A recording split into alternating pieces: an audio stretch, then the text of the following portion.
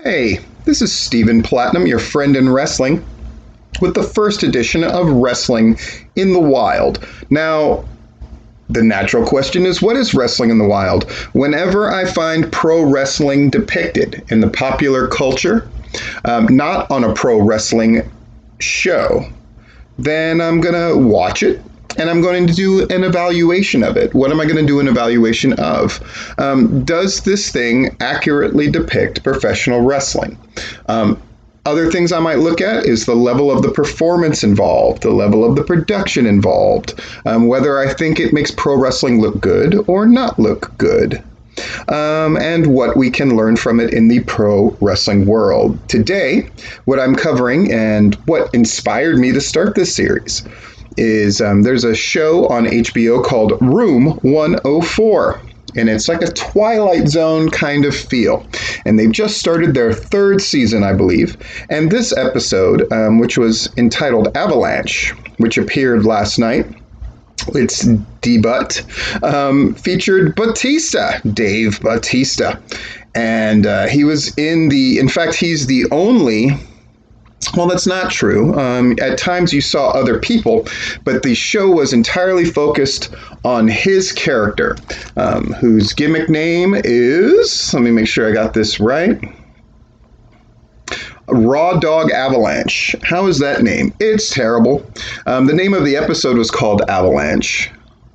So it ties into his name and then sort of the feel of the show of what happens. Now, there are spoilers involved in this, so if you haven't watched the show yet, I would suggest you go do so. It is an HBO thing, so through all those normal venues, you can watch the show. It's not very long if you've never watched Room 104. They're a nice, tight, like about 22 to 25 minute long show, in and out. And done. And like I said, it's got a very Twilight Zone feel to them. They're very bizarre. I like the show a great deal. I like that kind of stuff. Twilight Zone, Outer Limits, etc., etc., etc. And this is certainly in that genre.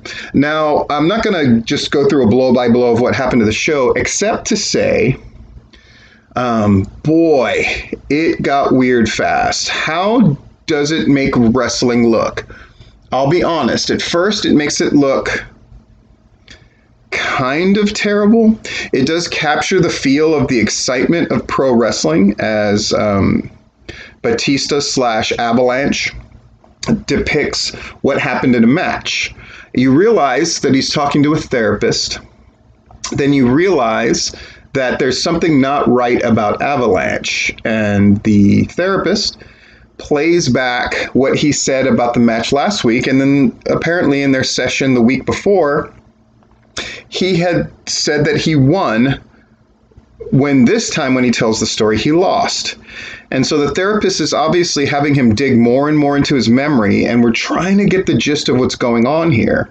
We get the gist that we eventually learn that he, in fact, there is no Dr. Destruction, who's his opponent, apparently.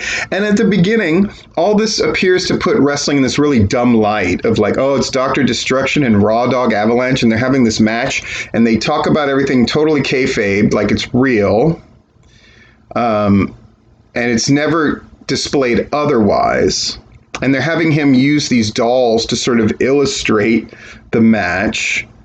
He keeps talking about a finishing move that he says the Dr. Destruction does to him called the vertical suplex power slam. Basically, it's like a jackhammer.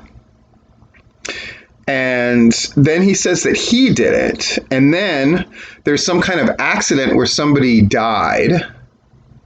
So then Raw Dog Avalanche is shown in gimmick on the bed, but the bed is made to look like a ring. Something that I really liked about this episode is they cut between this set for the dolls, where Room 104, all these episodes always take place in the room itself, Room 104. And in this one, they depicted Room 104 in a miniaturized version with the dolls, with the action figures. But then he's in Room 104 and telling the story of meeting this boy who asks for his autograph. and then wants to be put in the move. So he's going to pick this boy up in the move, but not drop him. But he's sort of playing like, I'm going to drop you. You better look out. And then he does drop the boy. And then they switch to the boy as a doll to depict the crashing into the table. And it has this really powerful effect when you're watching it. And that thing is really bizarre. And then there's this story told as the therapist digs more and more. And he realizes like, no, there's no doctor destruction. There was no wrestling match. It's a guy got into a fight in the bar and I killed him. And you're like, oh, okay. But no, then that guy turns out to be his father. And room 104 is where the father, who was a real doctor, he would do this like charity work once a month. He'd work for the free clinic pro bono.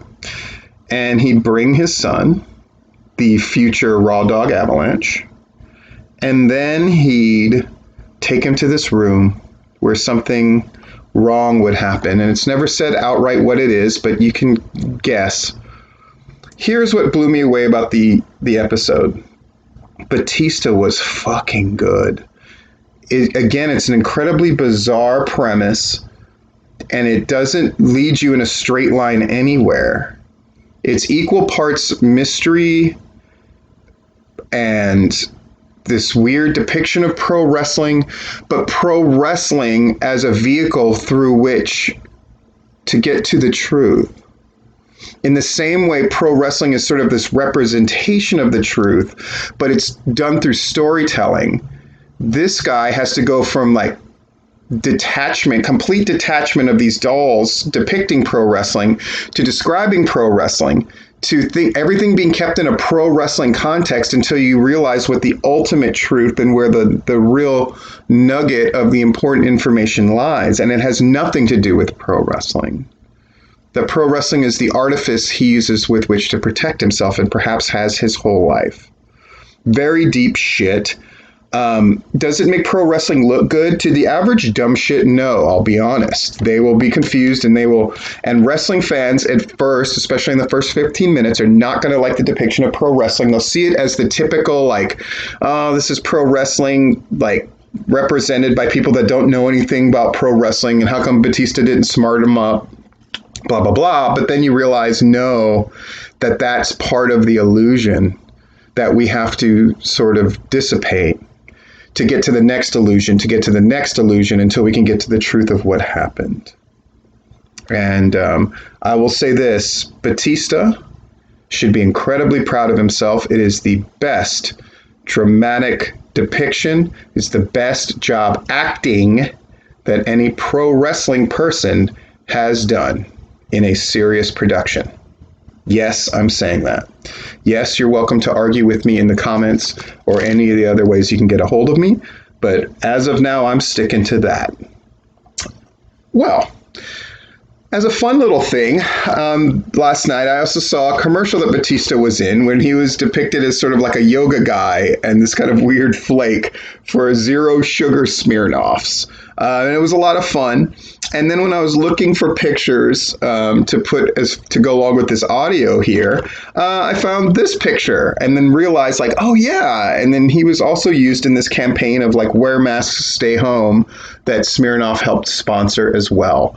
And so as a little added bonus to this thing, I'm just going to say like Batista has done such a great job of making that transition from wrestling. Of course, the most famous person with that is The Rock, and The Rock is phenomenal. And now The Rock is responsible for putting out content of his own and shows of his own. And sometimes his movies are good and sometimes they are not so good, but most of them make a whole lot of money. And the days of Hulk Hogan trying to claim that somehow his movie career was better than The Rock's. Yes, that did happen at one point, with Hogan making all kinds of weird, twisted arguments about, yeah, well, my movies made money proportional to the money that they cost to make. They made a lot more money than The Rock's do, and it's just weird, dumb stuff, which you would never even entertain those notions now. But Batista he really put in the effort. I mean, something a lot of people don't know about him is when he was determined to get into this acting deal, he got one of the best drama teachers going. and was determined to get the craft right. And even though he does movies that aren't so good, that happens, like that Stuber movie is horrible, but Batista is good in them. And the fact that Batista did something like Room 104 here, he's got the contract with Smirnoff, he's making money, and I mean, who killed Drax more than Batista, right? Just phenomenal freaking job with that character. And to his credit, when the whole controversy came up about the director for Guardians 3, and they brought up all the old stuff and he got canceled and then fired by Disney, Batista was the first one to speak up. All these Hollywood hotshots around him, Chris Pratt and the like, and Batista was the first one to speak up. And quite frankly, he's the one that I think whose position as far as being a Hollywood actor, his career wasn't on the level of Bradley Cooper's, right? Chris Pratt, Zoe Saldana. Like, he was the most vulnerable out of the Guardians of the Galaxy. And he was the first one to speak up. So I got to admit, even though I had a kind of a bad encounter with Batista or very early in his pro wrestling career, which I'll talk about on Patreon. Yeah. Great job on Room 104. Congratulations on the Smirnoff stuff. And keep killing it. And quite frankly, if wrestling people will look at the whole episode and analyze it, it's deeper than what you're used to having to analyze, particularly in pro wrestling, in a non-pro wrestler context. But it's worth looking at, most definitely.